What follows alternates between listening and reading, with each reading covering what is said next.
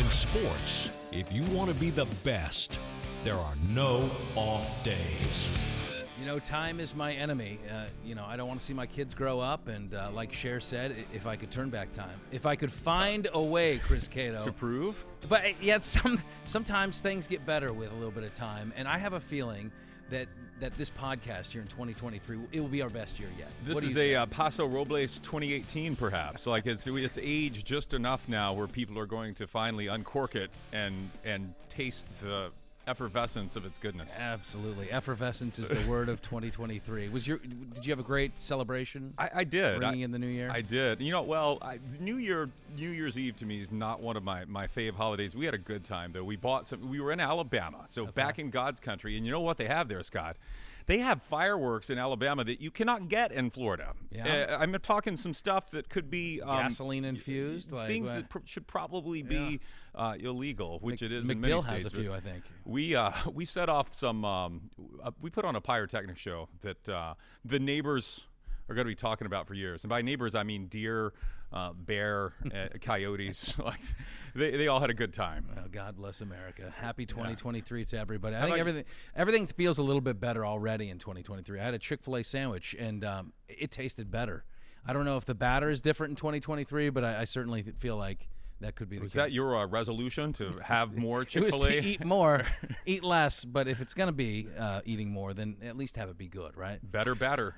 With that, let's bring in Brian King in the booth, and what a year this year will be, Brian. 2023 kind of sounds strange, does it not? It does. I mean, it takes a while to get used to. It always does. Is there ever going to be a year where it really, like, out in the distance, that it just sounds rolls off the tongue? Too weird to say, to think of now? I don't know, but the 2000s always seemed odd. And then we really didn't know what to call the 2010s, 2012, you know? Well, I think it works, though. I mean, you're kind of comfortable, but like 2157. Like, welcome to the 2157 Super Bowl. That's my PIN number. Hey, at least I'll get my PIN number right that year. What's the Roman numeral in 2157? Let's see, we're at 57 now. A lot of X's. Throw in some L's. X's, V's, L's. I'm not sure it goes that high. The year 2222 would be fun. Okay. 2222. You just you call it quad four deuces. Four deuce. Quad deuces. Yeah. All right. Well, with that, did you have a good New Year's celebration, BK? I did. New Year's is like Cato. It's not one of my top holidays. You fell asleep at 9:45, didn't you? I did, and then woke up to watch the end of the football game. So. Oh man, right to the ball drop. It was like kick up, ball down. Wild. That was a great game. That was a good one. Yeah. All right, what do we got on the big show here today? Tonight we've got a great guest. Ira Kaufman, sage of Tampa Bay sports, will be joining us. Oh, he's awesome. He'll be joining us. We'll get his thoughts on the Bucs as they get ready for their final game. And also, he's the Tampa Bay's only NFL Hall of Fame voter. He is our Hall of Fame rep? He is, and he will be making the case for Rondé Barber. We got to get Rondé Barber in the Hall of Fame. This is it. Yeah, this has got to be the year. Yeah, I think it is. I know Ira feels the pressure of those because he presents the case, he makes the speech, and if he doesn't get in, then it's like, oh, what did you do, Ira? You must not have laid out the case correctly. Right. But he's done this many a time and quite successfully at that. So well, how much can he change his argument from one year to another, right? I mean, I think you have to threaten violence. This is the year. And Ira, he's got that accent, where the threat may kind of land a little bit. Wrap this gold jacket around your neck. I'll tell and you see what happens. He'll throw out some more proper names along the way. Identify each one in the. Exactly. All right, so we got big Ira Kaufman on the show, and then at the end. At the end, we're going to talk a little bit about the holidays. We're in a kind of a stretch here where we have 3 holidays in 4 weeks. Yeah, so a little too much. Yeah, it is a little bit. Whoa. Yeah. I mean, it's good to have time off, but going to see what people's favorite holidays are. I know. Found a poll. Yeah, I found a poll, and it. I know what yours is. You know mine. What do you know about Arbor Day? Exactly. So you found a poll, and this poll is a poll of. It's just going to rank the holidays as what Americans think are their favorite holidays. I bet Americans like 4th of July. I bet they like that one. We'll see. It's a top 10. There's some on there quite some surprises. All right, very good. Thanks, BK. We'll catch up with you in just a little bit. If you are listening and you want to watch, go to fox13news.com/nodpod. If you're watching, you want to listen or subscribe, zap the QR code on the screen by pointing the camera of your smartphone at it. and it will take you to all our shows, essentially frozen in time, like the legendary 80s sitcom Out of This World, but instead of hearing from Evie's alien father talk to you out of a plastic cube, you're going to see other alien life forms like Chris Cato. Wait a minute. Wait, did you just, what's the name of this show? Out of This World. You don't recall that one? And 80s, no. Anyways, let me finish my read here. Okay. So like and subscribe to our audio podcast. We will be eternally in debt, or at least till 2157. So you don't remember this? Remember? She would pause time, Evie.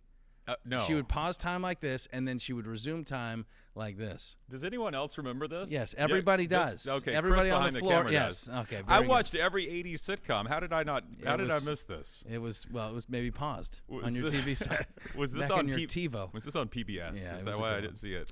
All right, so we talked about it just momentarily. The semifinal games last week, New Year's Eve. And they now set up what is the national championship coming up early this next week.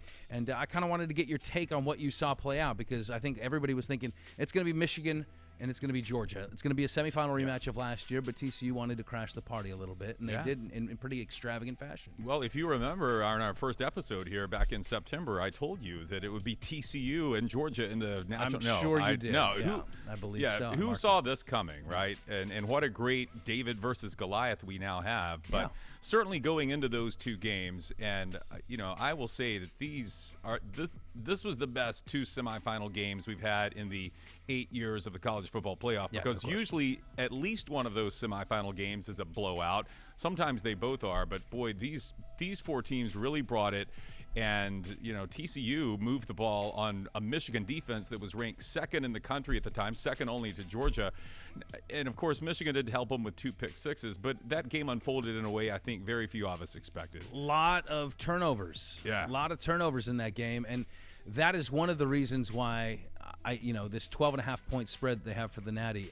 I think Georgia could actually top that. I think this could end up being a little bit more of a lopsided affair, because Georgia's not a team that's going to turn the ball over like that. I mean, 2 pick sixes in that game for TCU. There was some short yardage stops forcing a turnover on downs.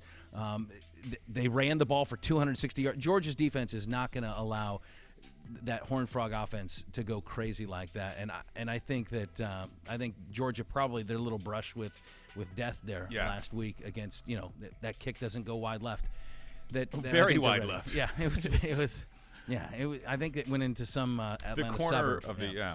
So I think 12.5 points. You said as we tape this, the spread is 12.5. As we tape, yes. Okay, I'm going to scoop up some TCU points right now. Then that's a little disrespect. It is. Well, I think it's disrespect, but don't you think it's honest? Like, you think it's going to be a tighter game? I mean, you obviously would if you're going to pick the points. Well, and I think TCU was a little undervalued against Michigan. Michigan was favored by 8, and a lot of that was based on what we saw Michigan do to Ohio State in the game before, in the Big Ten championship game. And now we see an Ohio State team that moved the ball on that Georgia defense. This is the top-ranked defense in the country. They moved the ball very well. They spread it out outside the hashes, and TCU can do the same thing. So I don't know. 12.5 seems like a lot. And Georgia did turn the ball over too against once. Yeah, right. But turnovers, again, you have 2 defensive scores for TCU in that game. There's a lot of fluky things that kind of took place. Well, even if you take away the 2 defensive scores, they still scored 38 points. I mean, on a Michigan defense that really put it. But even how TCU moved the ball, in terms of that rushing attack, you just don't think that's possible against Georgia. I don't think TCU has it in their past game, not like what we saw out of Ohio State last Saturday night. So yeah, I mean they don't have the same type of elite talent. They don't have the Marvin Harrison Jr. So they got one dude on the outside. I can't remember. Johnson. He's a threat. Yeah. He's a problem. I don't know. I think that we see close semifinals. This will be the inverse of what we've seen the last couple of years. It'll be close semifinals, and I think it'll be a little wider spread. I think hopefully it's tight. But smells like you and I should wager on this. All right. Little side some action. Deodorant? Is that what you want? Is it? If you're smelling like something. Wager deodorant? You said it we could, I guess. All right. So of course Michigan coming close but no cigar. So what does that mean? Well, Jim Harbaugh's now circulated. His name's being rumored to now want a job in the NFL. He wants out of Ann Arbor, and I kind of, it's a little shocking. I mean, he's got 25 wins the last 2 years, a couple of Big Ten titles. He's been right there in the national championship mix. And now, based on a report, let me read the exact quote. This is a source, okay, saying that is close to Jim Harbaugh. I think it's a done deal if he gets an offer. Well, yeah. He's got to, and the offer, of course, there's some qualifiers in there too. It's got to be an offer that he likes and sets up nicely. It's probably going to give him some say over roster control and whatnot, where he steps into an ideal situation. But there's a couple of programs there in the NFL that could be takers. The Carolina Panthers, they have reportedly had a chat with Mr. Harbaugh, and the Denver Broncos have inquired about it.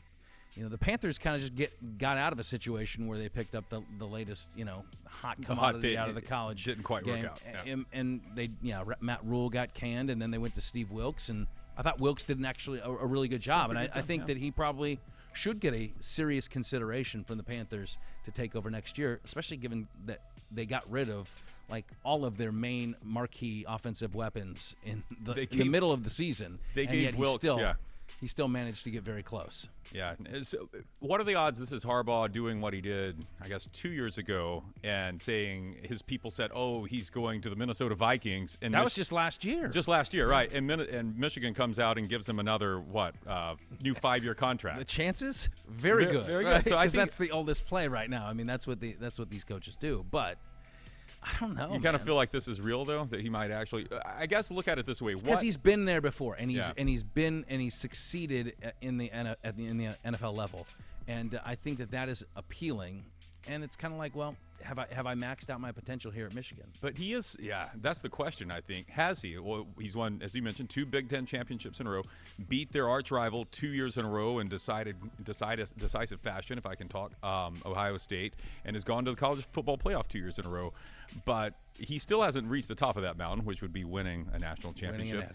And, part of it, I don't know, I feel like he's a Michigan man. Like he could be that guy that just, stays there and becomes Schembechler. Well, that would be nice. And, I feel like that's what college football needs. Yeah. And, guys that stay and test, the time-tested guys, that may be passé. That may be gone now. We may not see those types, but because of the pressure they feel externally and then the desire to land something higher. But he's already been to those spots. He's already done it. I mean, he's played been in there, a Super Bowl, done that. Or coached in a Super Bowl. He is a Wolverine alum, and he's currently 4th in Michigan wins at 74. Not quite Schembechler. Schembechler's got almost 200. So, Harbaugh's 59 years old. Another 10 years, and he's not going to still sniff Bo's record. So, but I don't think that's what it's about. It's not about coaching wins. It's about, getting this program to win a national championship. And I think evidence is that he's right there. He's on the doorstep. These last couple of years have indicated that. He's gone through that kind of that tight window of time where it seemed like he was not meeting the expectations, and maybe he was going to get canned. Right. And so maybe he just wants to control his own destiny, being now that he's on the other side of that. But I think he probably stays. I think you're right in your assumption that maybe this is a little bit more of a money grab. Upping the ante for himself a little. You remember Michigan made him take like a haircut, like a $4 million cut his salary like a few years ago during that period you mentioned when he wasn't meeting expectations. That'll stick in your craw. It will. Yeah. Could make you want to squeeze him for everything you can. Exactly. Yeah. All right. So in the world of golf, there was an interesting story, and sometimes you get these things of mistaken identity that pop up, and where the wrong guy gets pegged for something, and you're like, well, I didn't commit that crime. It was another guy that looks like me and was missing that night, and no, I was working. But so there's a gentleman named Scott Stallings. He's a real estate agent in Georgia, and he happens to be a little golfer on the side, like we all are. But he received an invitation to play in this year's Masters. Any guesses on maybe who that invitation was supposed to go to? Well, I can only assume that it was the Scott Stallings that has qualified for the Masters. That's on the PGA Tour. Yeah. So it goes to this guy, and the real estate agent Scott Stallings actually. I think that the golfer lives in Georgia as well. I believe they live kind of in that same region. They both have the same. Their wives have the same name, right. Jennifer. Yeah. I think they're right around the same age. But he said, as soon as I saw this, I knew that they weren't going for me. So he actually did the right thing and direct messaged the Scott Stallings and said, hey, I think this is for you. He said it was a nice little package, too. He wrote, this is the Instagram message. I received a FedEx today from the Masters inviting me to play in the Masters tournament, April 6th through 9th, 2023. I'm 100% sure this is not for me. Right. I play, but wow, nowhere near your level. And then he did the right thing, but was it the right thing? let's play. Yeah, really. What Let's would play you- this what out. would you What have if done? the imposter Scott Stallings shows up with this nice packaged invitation Yes. to Augusta, Wearing like a fake mustache, Yeah. shows up. and has his brother-in-law caddying for him, Yeah. and decides to try to qualify or try to make the cut. I think as soon as he gets onto the putting green and starts shaking hands with people and he has to introduce himself, it'll be like, hey, I'm Scott Stallings. You're not Scott Stallings. But I would have loved to see that, Yeah. like if it could, the charade have carried on to the first tee. Yeah, he's Could asking. he have gotten through a practice round, maybe? He asked Rory for a selfie at it. Hey, do you remember we played? We were partners together. Yeah, many totally years ago. fanboying out. Who's this guy that's taking selfies with all these If you- famous golfers? See, I don't know that this could happen to me. There aren't a lot of Chris Catos in the world. There used to actually be one in broadcasting years ago. He and I had to come to terms on who was going to use what his happened? name. You forced him into retirement? He's now Philip Cato. We had an understanding. Wow. I gave him a little payout. No, but you have a name, Scott Smith, that I do. probably Very unique, yeah. you have had a mistaken identity case or two in your time. or 8,000. Yeah. When I came to work at Fox 13, we had a gentleman in our sales department named Scott Smith. Same and building. And I, Yeah. I worked at Fox up in D.C. for years, and we're all kind of have the same email address formula. And so I would constantly receive emails from him, all stuff I didn't understand. And I'm like, it's probably meant for you. So I would forward it to him. Well, and that's then kind of funny you. enough, years later, I would come and work with him and became friends with the guy. But down the road, the Bucks, they have their team reporter is Scott Smith. So there's a Have lot you of ever this. replied for that Scott Smith when you got his email? Did you ever send a reply at Yes. him? Were you tempted to? Yeah, don't ever bother me again. Yeah. No. Or yes, I would like to give my money to the deposed Prince of Nigeria. Where can I find your bank account? Yeah, no, I think that having a generic name is, it can be good because you can slide into anonymity as well. But for Mr. Scott Stallings, that's a pretty unique name, I think. And I think he should have taken advantage of it. Is there an event that you wish you would get an invitation to where you would like to try? Well, me at the Masters would be hilarious because I would chew up that Augusta beautiful grass in no time, and people would, it would be a disaster. Yeah. I don't know. What's Stallings doing over there in the azaleas, digging his ball out? His Yeah. game has taken a precipitous fall. All right, what do you say we talk a little NFL football, Chris? I think that's one of the things we do best. All right. Well, Ozzie Smith was, of course, the wizard, Derek Jeter, the captain, Tom Brady, the GOAT, and our guest today, simply known as the Sage. We welcome in, from Joe Bucks fan, Ira Kaufman, of course, a Hall of Fame representative here in Tampa Bay. Ira, welcome to the program. Great to see you. Happy New Year. What's a New Year's Eve celebration like in the Kaufman household? Well, we had 3 couples, Scott, and everybody brings a dish, and we rotate houses, and then we play a little poker. Scott, you can't win too much. You can't lose too much. We had party favors, a hat, 2023 glasses. I might have to send you a picture, Scott, but don't put it on Twitter, Scott. Don't put it on Twitter. I hope I get an invite to the 2024 festivities. It sounds like a good time. And Scott, when they wanted to put the TV on at 11:45, I said, I don't want to see Anderson Cooper. Anybody but Anderson Cooper. So, well, we had a pretty exhilarating college football game too that took us right up to midnight. So, 2 fantastic games. Right, exactly. Ira, I know you're a big music buff. So, in your car rides, are you listening to tunes? Are you a sports talk guy? Or NPR? Or are you just daily affirmations on the way into work? What are you listening to in the car? Well, Scott, of course I've got Sirius, of course. Okay. And that's because I'm on with Mad Dog Russo. Yes. Every Wednesday at 5 during the football season, Channel 82. Scott, I got my 6 or 8 preset channels. One of them's Mad Dog Radio. I've got the 50s. I got the 60s. I got Springsteen. Oh yeah. I got the Beatles. I got Underground Garage. Vinyl, classic vinyl. I'm a child of the '60s. Give me and '70s. Give me a little CCR, Allman Brothers. I'm a happy camper. Okay, yeah, you're well-rounded there. So if you could give a soundtrack to the Bucs season, at least to this point, I know the end of the song is not yet played, but what kind of soundtrack do you think would describe what we've seen with the Bucs this year? No, this is a no-brainer, Smitty. No-brainer. The Long and Winding Road. The Beatles. Right. Now, Scott, that is the track that, for whatever reason, they had Phil Spector messing around with the album. I can't believe they let him into the studio, that nut. But he took Paul McCartney's song and he put all these strings on it. And then when McCartney heard the recording, he said, "That's awful. I don't want that going out." But that's the one that we got, The Long and Winding Road, and it fits the 2022 Bucs to a T. Yeah, I mean, I'm almost wondering, though, given the performance last week against Carolina, if is Tom Brady doing the rope-a-dope here? I mean, is he just kind of setting this thing up for a playoff run? It's funny, Scott, for a long time this season, and I mean a long time, you wouldn't dare say anything bad about number 12. Right. He was Teflon. He's foolproof. And look, you and I understand it with that kind of body of work and track record, but Scott, when an offense is scoring 17 points a game, at one point or another, you got to look at the guy under center a little bit. And let's face it, he wasn't playing particularly well in some games this year down the stretch.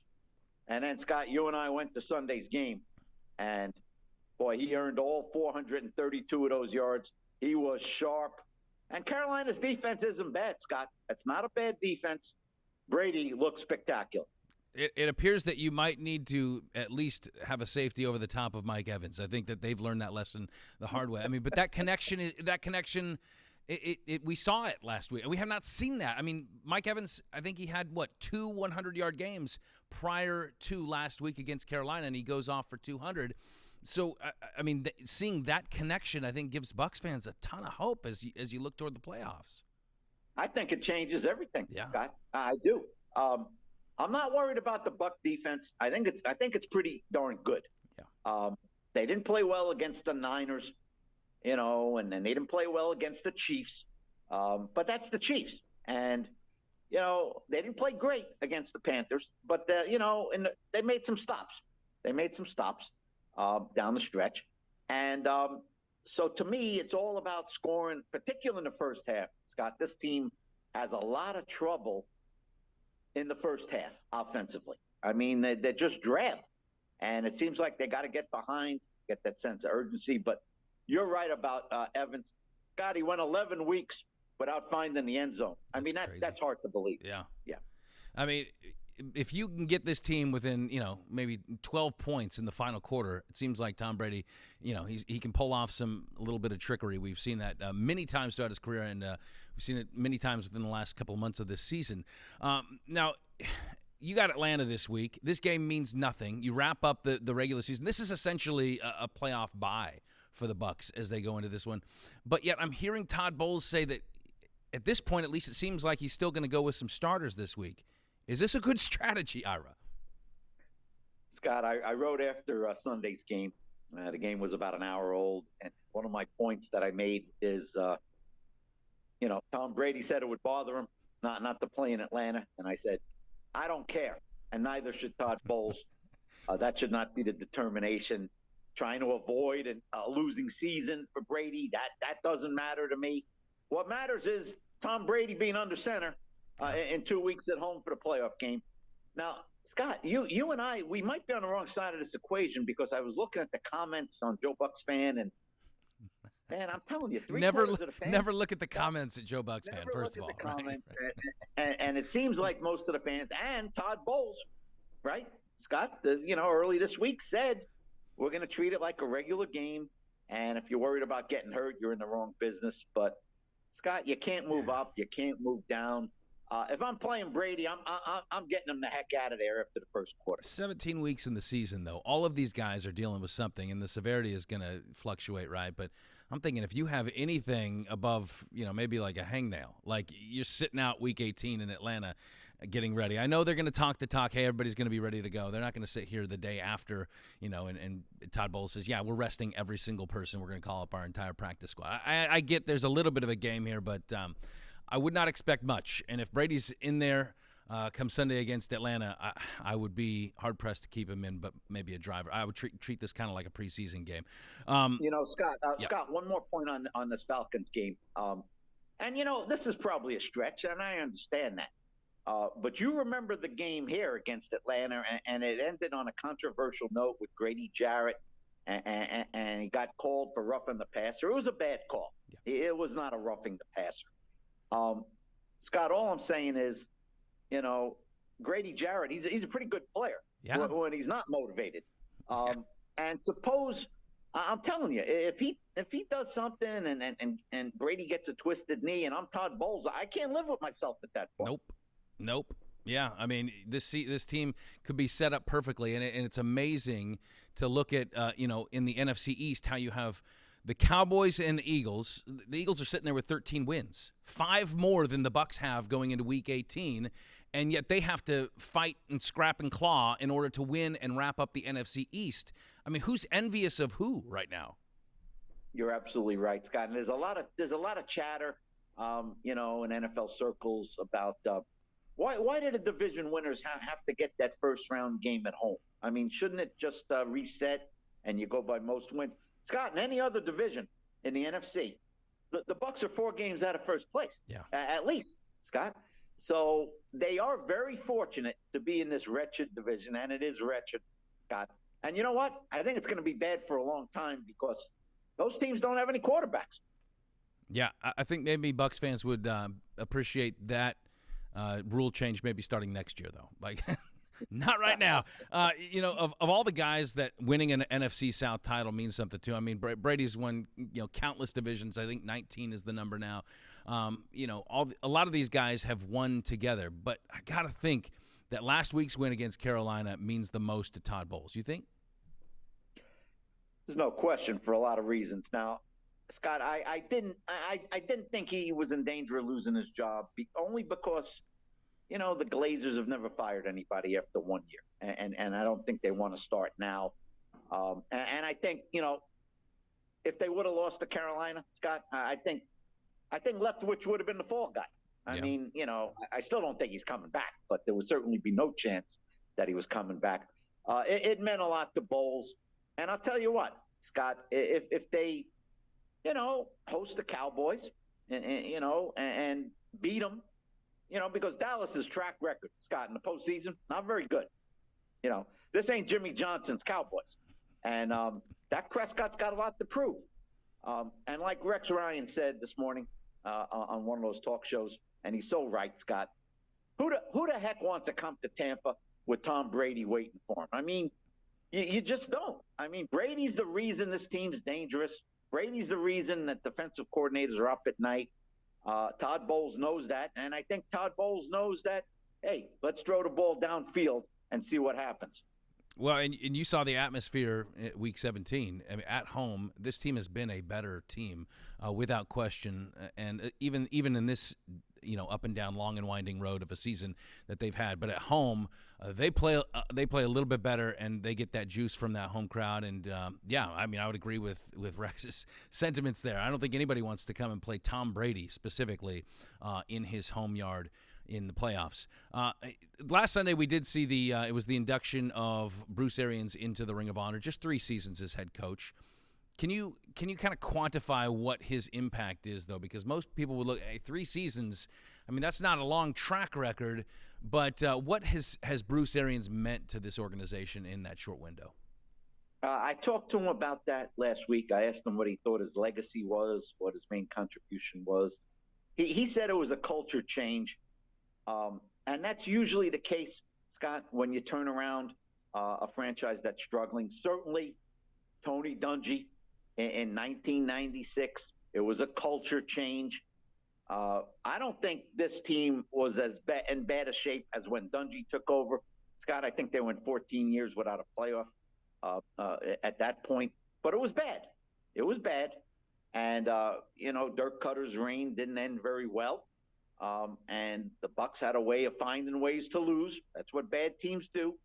And Scott, I always go back. I remember they were 7-7 in Bruce's first year, and all of a sudden, I think Jameis Winston really had a chance to stay, Scott. And who knows what the future would have held if that would have happened. And then he played those 2 bad games at home. They lost both and finished 7-9. But the Glazers were unfazed. And then, of course, here comes Brady. I'd say 2 things: culture change, and maybe most importantly, Scott, let's be honest, he was a big factor, according to number 12, in luring Brady as a free agent. Absolutely. And just for that, Scott, just for that, he belongs in the Ring of Honor. Yeah, I mean, that was the famed door number 2. Let's see who's behind it. And, that's probably the next name that goes up in the Ring of Honor is Brady, even, whether or not he's, his window's as long as Bruce Arians or not. But, so on Sunday, I was talking with a mutual friend of ours, Sarah Walsh, who's been on the podcast before. And, talking about going into that game last week against Carolina, really the lack of attention paid to the fact that this could very well be Tom Brady's last home game at Raymond James Stadium as a member of the Buccaneers. And many people didn't really, there wasn't a lot of attention paid to it, at least certainly not as much as last year when it seemed like, okay, this could be it. Is there maybe a little cognitive dissonance? People don't want to accept it yet. They don't really, there's an uncertainty about Tom Brady's future, whether he's going to play, but what else is new? Do you think that, if you had to kind of guess and look into the old Kaufman crystal ball, what do you think Tom Brady does next year? Do you think he's back? Do you think he plays? Does he take his Golden Fox parachute and start his broadcasting career? What do you think? Scott, I think the fact that the divorce is finalized and not just an object of endless speculation, the fact that it's done, it is done. I think that Brady might feel a little more liberated in the sense of keeping his playing career going. I don't think he wants to end on this note necessarily. And I think he's going to play in 2023. And I think he needed a game like last week to show any remaining skeptics among owners and general managers that he hasn't lost anything off that arm. I think that's a big, big factor for Brady going forward in terms of attracting suitors. Scott, a lot of teams need quarterbacks, a lot of them. But it's a two-way street, Scott. In other words, like, hey, the Indianapolis Colts, they might be interested, but Brady has to be interested in that team too. Sure. And so I think that chops out about 5 teams. I think he's going to play, and I don't think it'll be in Tampa. A 46-year-old quarterback next year having to learn a new offense, learn new teammates, I don't know. It seems like if he comes back, obviously the 49ers story is always kind of dangled out there. They obviously have Trey Lance. They have another guy that they seem to like, too, in Brock Purdy. But they have quarterbacks. To me, that's the only scenario that really ever made sense as a swan song. Now, we've heard the rumors about Miami and potentially relocating there, but you're learning all new pieces. You're starting over again at 46. I find that hard to believe, but then again, many of the aspects of Tom Brady's career have been hard to believe. Miami looks a little intriguing to me, Scott. We know what happened the first time around.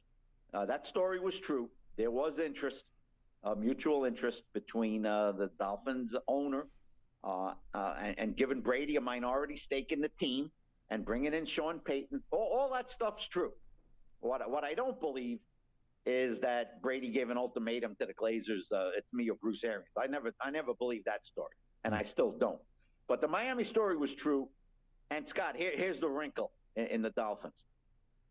If you asked me a month ago, I would have said, well, Tua has solidified, his position, and they won't be interested in Brady. They got a young stud. And now, Scott, do they? They? They got health concerns. They're stumbling all over the place in December. They don't look very good. Neither does the quarterback, and he's got health issues. So who knows? Maybe they take another run at Sean Payton and Brady. They got their wrist slapped on it the first time around, but Scott, doesn't mean that it can't be resurrected. Yeah. He's built something here, and I know Bucs fans obviously they'd love to see him despite the struggles. His kids are in Miami, Scott. Yeah, and his kids are in Miami. Yeah. I get that. That's real life, and that intersects with his football life as well. All right, looking outside of the NFC South, as you look toward the playoffs, what is the scariest team in the NFC right now? I mean, the Niners are coming along. The Vikings seem to have slipped up a little bit. You got the Eagles, and who knows what their quarterback situation is. The Cowboys are still hanging in there. Who's the scariest team in the NFC? I think it's the 49ers, John Lynch's 49ers, Scott. And I thought this a few weeks ago, though. I said, well, Brock Purdy, can he go into Philadelphia? Right. In the NFC title game and beat that team. But, Scott, that was when Jalen Hurts was playing, and they have a tremendous offensive line, the Eagles, and they lost one of their best. This guy, Lane Johnson, the right tackle, exceptional player, on a par with Tristan Wirfs. He's a veteran. And now he's hurt. And it doesn't look like the same Philly team. God, they didn't beat the Saints at home. That surprised me. Yeah. I don't care who's under center. They should beat the Saints. The 49ers look good. Now, their defense didn't show up. That surprised me against the Raiders. They had a bad game defensively, but I don't know. I like the looks of that team. I like Shanahan as a coach. They've been to the Super Bowl before. They know big games don't faze them. Scott, I don't want to play San Francisco right now. No. Yeah. I think maybe, Jarrett Stidham dialed up their number, right? In the AFC, you got some behemoths. The Bills, of course, are the Bills. The Bengals have just absolutely caught fire and look like the Bengals of last year toward the end. And then the Chiefs haven't gone anywhere. How would you slot that power ranking in the AFC? Well, Scott, I follow the Chiefs very closely. I was a fan when the AFL days, so I watched that team. Mahomes is fantastic. There's no question about it. Kelsey's fantastic. Defense is okay. Their special teams, Scott, they're not good. They're not good. The kicker's having a bad year. Butker, normally he's very good. That could be a weak link. I think, Scott, the key is, does Buffalo get that number one seed? We will see. To me, they're a very driven team. They still haven't gotten over that collapse against the Chiefs in the playoffs, a historic collapse. 13 seconds to hold on. They couldn't do it. Josh Allen, I just trust him. He makes mistakes, Scott. Yeah. But he makes a lot of plays, too. I'm looking for a Bills 49ers Super Bowl. That would be a heavyweight match for sure. Got to ask you, is this the year of Rondé? And I got to tell you, I think it is. I think it is. I know Bruce Arians said when he came into the press room after the halftime ceremony, he said a few things about Rondé. It'd be crazy if he doesn't get in. Right. Scott, I know you and I have talked a lot about Hall of Fame inductions over the years. Scott, they called me the closer in that room. Sal Palantonio was calling me the closer because I had so much early success with Sapp, with Brooks, with Tony Dungy, and then John Lynch materialized. 8 years in a row, Scott, making speeches. Different speeches, but speeches for John Lynch. Finally, he got that bust. And here comes Rondé. This is year 3 as a finalist. Scott, the only thing standing in his way is if guys don't want to put in 2 cornerbacks, and I think you'd agree with me. Yeah. Darrelle Revis is probably going to get in as a first year, even though it's his first year. And Rondé's been waiting. Revis Island, Scott, playing in New York, it all helps. I don't think it should make a difference whatsoever whether you put in 2 cornerbacks or not. You judge each guy individually. Rondé's a walking statistic. He made progress last year, Scott. He made the final 10, which he didn't do the first year. He's right on the doorstep of Canton, and I plan to kick him in. Yeah, and I think that this is the year as well. I totally agree. You might have been the closer early on, but, a true Hall of Famer goes through those struggles, and longevity is really a big key part of this, and you certainly have that, sir. You are the sage of Tampa sports, And we appreciate your time and all the wonderful insights. But we just hope that you're wrong about Tom Brady going to Miami next year. All right. Thank you very much, Ira Kaufman, for your time. I appreciate it. My pleasure, Scotty. Chris, I forgot to ask Ira if he celebrated Festivus. He's a big Seinfeld guy. Yeah. Yeah. What would his feat of strength be, you think? What would he propose for that?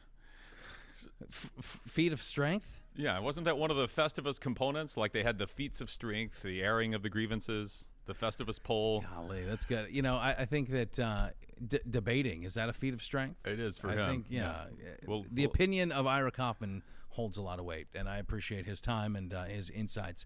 All right, let's bring in BK. And I know you enjoyed that because you are, as well, a fanboy of Ira Kaufman, the sage.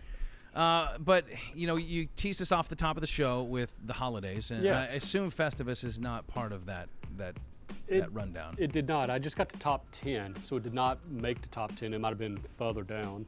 Cato's birthday didn't make the top 10 either, which kind of surprised me. Snubbed again. Yeah, but it, maybe next year. All right, so let's hear what the American These are the most populace. popular holidays Okay. that voted on. I guess they took some poll or something.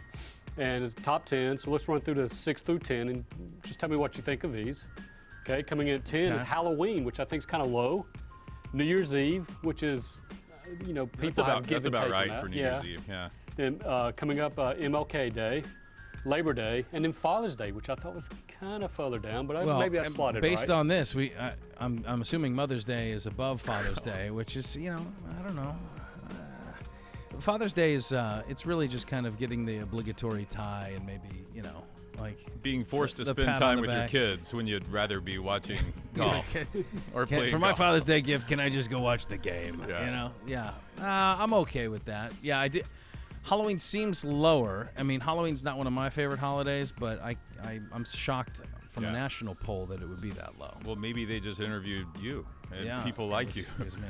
No, that's Wearing a I'm mask. surprised Halloween's that low. Yeah. I don't know how Labor Day made the top 10. What do we have about Labor Day other than getting a day off work? Some of us, I I've just know actually you can't wear white pants after Labor Day, right? I broke that rule again. Maybe You're that's why. always in your Well, white how pants. is Labor Day in the top 10 at all? Like what? What do we do on Labor Day again? Well, we don't work. No, I've but worked Labor many Day Labor also Days. serves. I've heard this somewhere. I could be completely wrong on this, but they put Labor Day for this date because there's no holidays from basically July 4th to Thanksgiving. Oh, it's our bridge holiday. So yeah, they kind of slipped that in there to. And, I think we should start. We should have a poll. Create a new holiday. Yeah. Yeah. And where in the calendar should we put it to space out our holidays enough? I don't know. If the holiday is not centered around food, I don't know. I'm not really as down with it. What is your favorite Labor Day food? What is your Labor Day meal? Well, we love those biscuits. We like Chick-fil-A, the batter. Oh, Chick-fil-A's closed on Labor Day. Sorry. Everybody And- drinks Chick-fil-A batter on Labor Day. Yeah, it's our All right, tradition. you ready for the top 5? Hit me with it. Well, All right, should- number 5. Okay, all right. Here we go. Did you have some? Christmas. No, way yeah. too Way low. low. Come on. Yes, I'm stunned by that. Okay, number Is 4, this Scrooge that did this list? Memorial Day. What do we do on Memorial Again, Day? I mean, where is it? Okay. I appreciate that holiday. I mean, it's a great holiday, but it's Christmas above Christmas. Is it because Memorial Day is traditionally the kickoff of summer? See, that's my I thinking. think that's it. Okay. But You still, way too high. Number 3, Mother's Day. Oh, well. Yeah, there's a lot of sorry. moms that were polled, I think. Sorry, Mom, Yeah. but too high. Father's Day was what, 6? This is Father's Day was 6. This is injustice. And what is great? What is so wonderful about Mother's Day? I know we should Well, all mothers, but we should come on. celebrate them every day. Oh, you just Like juked I us. do with my mom, Cookie. She never goes a day without knowing how special she is to me. Santa writes her, actually. Yep. And once again, he's below her on the list there. All right, number 2, here, top 2. Veterans Day. Okay, I mean, I look, these are great holidays. These are- I hate to throw them around and rearrange them, but I don't see how I mean, this- Veterans Day, it is significant. So then- So there's no Easter so far.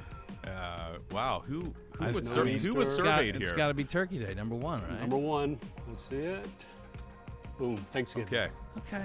Easter was number 11 after Halloween. Oh my goodness, where's this country going? Yeah. That's not a good place. Was this survey taken in our country? I don't know. I don't know. It was taken though around like in October, so it might have been some kind of. People have forgotten how great a time they had on Easter. It was just like recency bias. It was like the ones that just happened. Boy, that Labor Day was great. Yeah, man. And Arbor Day got a lot of votes, but didn't get the top 10. Arbor Day? Arbor Day, yeah. What exactly is Arbor Day? That's when we plant a tree for your tomorrow. It's John Denver's national holiday, I believe. The one on that list I agree with most is number one, Thanksgiving. I do agree with that one. It is a fun day. That's my number one. What do you like most about it? Why would you put Thanksgiving above Christmas? Because for me, they're right there. I kind of, like I told you before, I like to smush them together.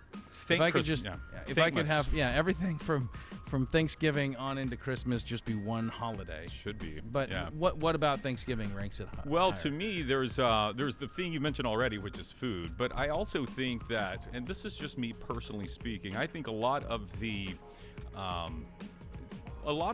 values that we want to place on Christmas actually we do express during Thanksgiving. We are forced to actually be thankful and grateful for everything, the good Lord has provided, everything we have, and it doesn't get caught up in the material stuff, right? So that's why I like Thanksgiving. Plus, the sports are better around Thanksgiving than Christmas. That is true, and I agree with those points. That's right. I mean, with Christmas, what it has is a nostalgia, and there's always this idea that of what Christmas is gonna be and what it can be.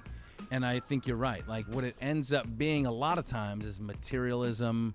You feel like the compulsion to give and the gifts, you get all caught up and in how many that. people are going into debt to celebrate Christmas to make people feel like they're loved, rather than just sitting around a table and sharing a turkey leg. Yeah. And we could do that. And gravy and watching football. We should have Thanksgiving every day, Chris. We should. That might hurt our arteries if we did that every day. My resolution ideally, of stopping. Thanksgiving would be so much better if it was like in March or April. What? Yeah. Why? Because then you could have the two reasons for families to get together. But because the Thanksgiving, you get the families together. I see. I do agree that it's too close to Christmas. I wish they weren't. Even though I like Scott's idea of rolling them into a 6-week-long holiday. It's a holiday but sandwich. It's not practical. You squish it all in there. It's good, like the gobbler. Over at Wawa. But still have Detroit playing Chicago in April. Make them see. That's another thing. Cool. Yeah, that's when they're about as relevant as they can ever be. Around the draft. I do love at Thanksgiving, like the sports, so NFL. You've got that. That's traditional, and then I'm a huge college football fan. So then that's the Thanksgiving is the Thursday before those big rivalry games. So you're getting you're drinking the gravy and getting all juiced up for those. You know what's a holiday that doesn't rate high on my list? Probably not in my top 10 because it's usually disappointing. But this year, 2023, I think could be pretty epic, is St. Patrick's Day. Because this year it falls on March 17th, which is the first round of the NCAA tournament. Okay. So you want to talk about a couple of worlds colliding there. Yeah. Think about that. Well, that comes, so St. Patty's Day not on that list. And then was 4th of July on that list? 4th of July was not on the list. Oh, my gosh. I know. If we looked at 4th of July is like number 3 for me. Who responded to this survey? A mom who's a veteran. That was the only person who was surveyed. A veteran mother. No, we love 4th of July. Yeah, I don't know. I think that your sentiments are right about the holidays that matter the most, and the reason they do is because it's about family and friends and feeling gratitude and all that kind of stuff. And Valentine's Day. That's what it's all about. You're a big Valentine's Day guy. Yeah, where was that on the list? It's another one of those holidays where I give my wife a gift that she doesn't like. A vacuum cleaner. I love you. No, Valentine's is when you make up for Christmas, right? That's what happens. Right. Oh boy. Well, her birthday's sandwiched right in between, so these are the months of disappointment. Oh goodness. The season of disappointment. I'll make it up to you on Labor Day. Yeah. All right. Let's survey his wife for the next list. Let's survey his wife. Let's do a wife survey. Oh boy, that gets us in trouble. Well, guys, I like our kickoff show to 2023, and this year will be the year of the holiday too. I think that we'll be able to figure them all out and appreciate each other appropriately. Are we going to sing Auld Lang Syne again? No, we won't. Next year. All right. To watch full-length episodes of this here podcast, head to fox13news.com/nodpod, or hit that QR code. It's on your screen as we speak. You can subscribe on iTunes, Google Play, Spotify, and Stitcher. Get us every week in audio form, and of course, watch us on on the tube. And you can watch the shows on the social media pages as well, Chris Cato. I appreciate it all. I appreciate you, and I'm very thankful for what we've started to build in 2022 and a glorious future ahead in 2023. And I'm going to scoop up those TCU points right now before that line moves. By the way, before we say goodbye, that's a solid T-shirt right there. Thank you. Very good, very good. All right, until the next time we are on, there are no off days.